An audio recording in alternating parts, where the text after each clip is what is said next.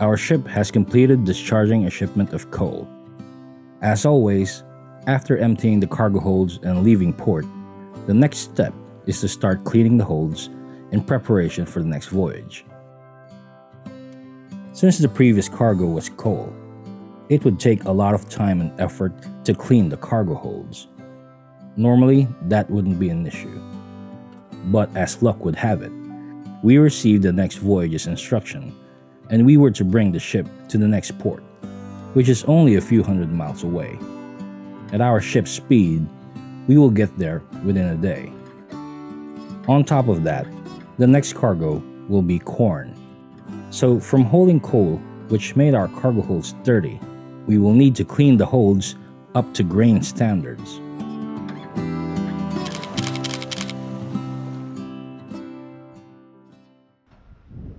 It's a good thing that, as per our schedule, we had about 5 days before our ship's turn to enter port. Normally, cleaning the holds from coal to grain is already a tall order in itself, but doing so within a span of only a few days, that's going to be very tough on the crew. So as soon as our ship left port, the deck crew went into action and began cleaning the holds.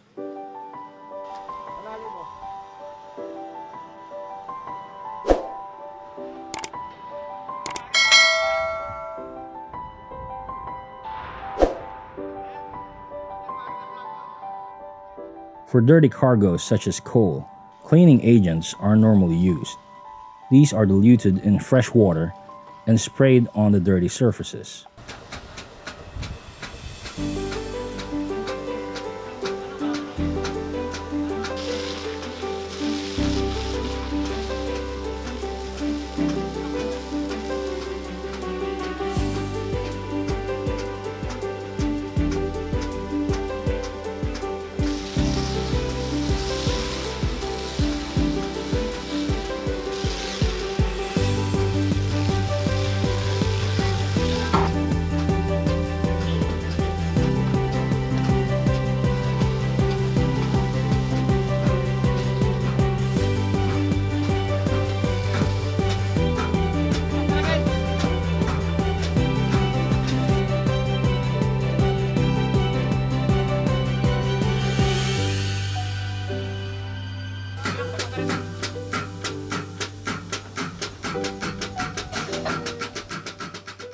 After applying the cleaning agent, highly pressurized seawater will be used.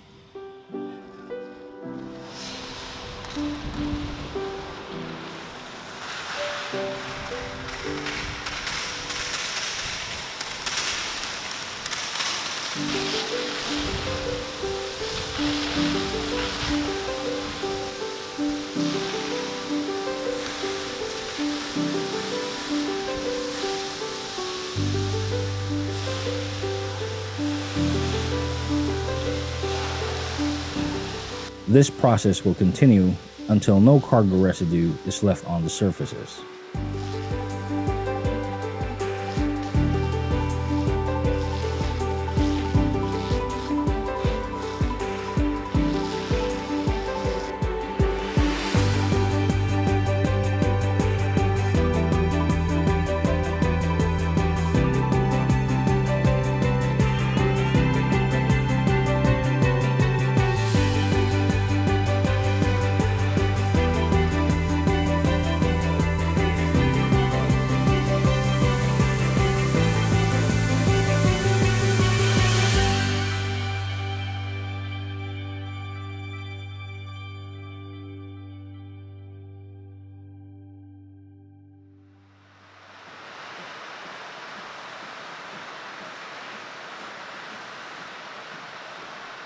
It would take the crew many days to clean all of the cargo holds by themselves.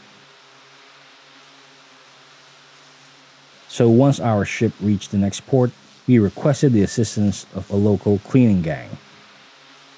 They provided the additional manpower, and they also brought their own equipment.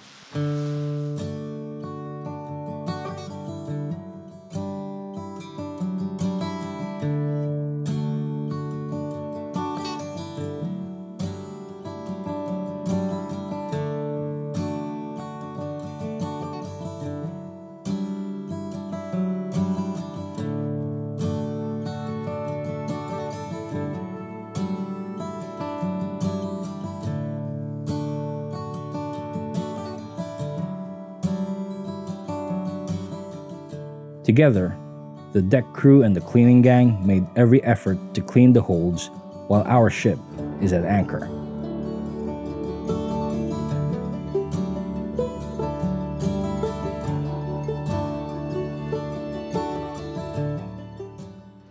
In a previous video I made about cargo hold washing, a lot of you have asked if it's possible for ships to load grains after carrying dirty cargo such as coal. As you can see, yes, it is allowed, as long as the holds are cleaned up to grain standards. Now, when we say grain clean standards, it means that the holds are required to be free from insects, odor, residue of previous cargo, loose rust scale, and paint flakes. It must be swept, washed down with fresh water, dried, and well ventilated. Light rusting of exposed steel is generally acceptable, but loose scale or paint which may become detached and mixed with the cargo is certainly not. There are other terms used for hold cleaning standards like shovel clean, which doesn't require washing, but only removal of the previous cargo by sweeping.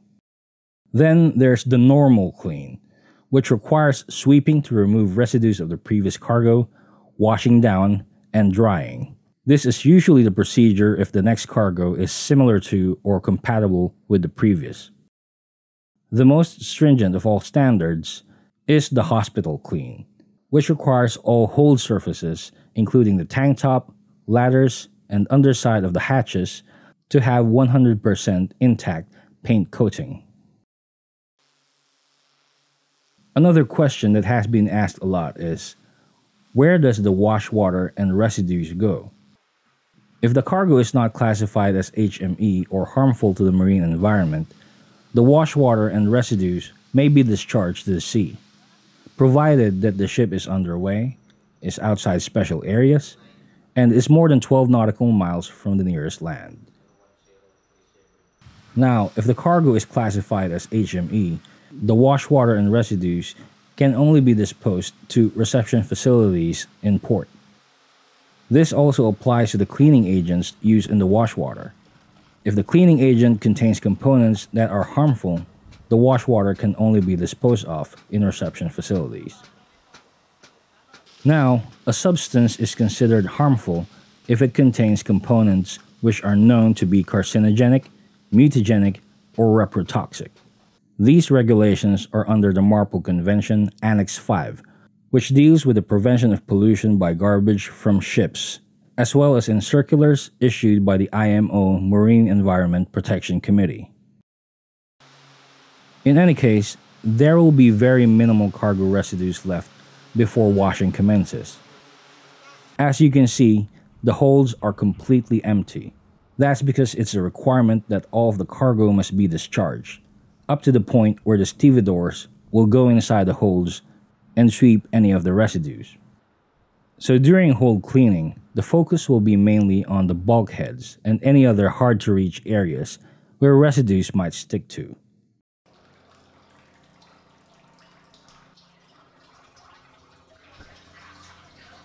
The wash water will then exit the holds through the bilge, where a strainer is placed to collect the remaining bigger particles.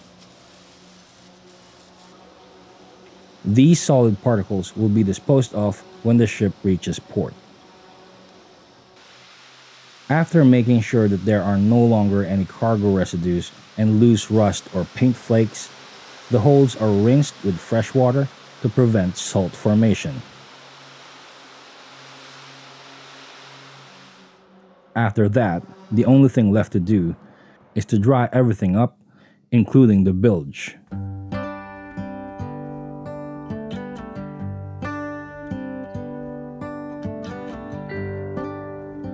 Aboard bulk carriers, cargo hold cleaning is one of the most labor-intensive tasks that the deck crew perform.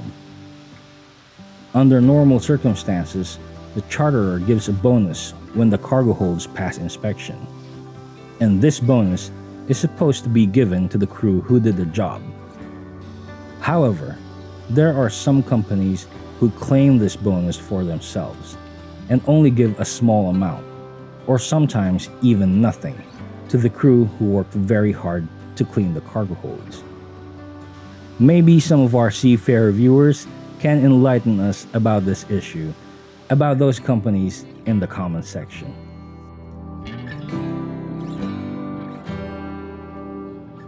Now, as for our ship, the efforts of the crew and the cleaning gang paid off. We were able to meet our schedule and our cargo holds passed the inspection. Our ship proceeded to load corn and then went on to go to the next port.